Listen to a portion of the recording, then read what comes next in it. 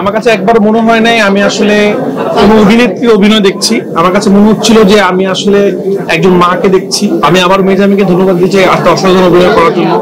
অনেক ভালো লেগেছে। প্রত্যেকটা মানুষ এই ছবির প্রতিটা কাস্টিং ভালো অভিনয় করেছে। একটা ইন্ডাস্ট্রি সব ধরনের সিনেমা দরকার আছে। এই ধরনের সিনেমা যেরকম দরকার, কমার্শিয়াল সিনেমা যেরকম দরকার, সব ধরনের সিনেমা মিলেই কিন্তু ইন্ডাস্ট্রি।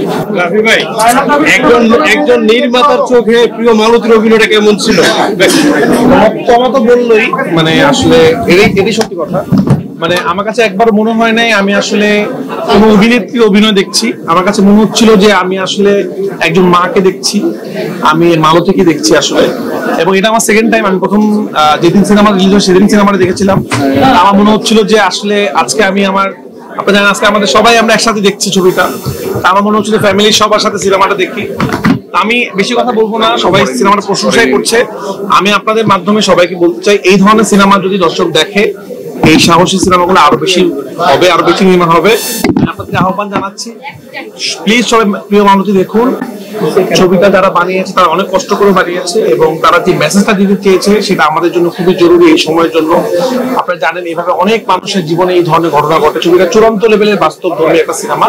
তো আপনারা যদি এই ধরনের সিনেমা দেখেন তাহলে এই ধরনের সিনেমা আরো বেশি হবে এবং যারা ছবিটি বানিয়েছে তারা সার্থক হবে। তো আমি আবার মেজামিকে ধন্যবাদ দিচ্ছি একটা অসাধারণ অভিনয় করার জন্য। অনেক ভালো লেগেছে। প্রত্যেকটা মানুষ এই ছবির প্রতিটা কাস্টিং ভালো অভিনয় করেছে।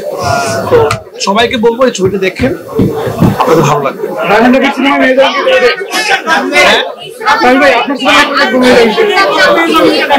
আরে ভাই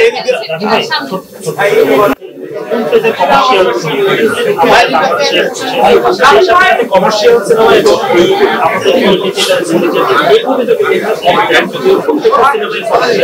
সেই জায়গাতে দুইটা সিনেমা প্যারালালি আগাতে হবে।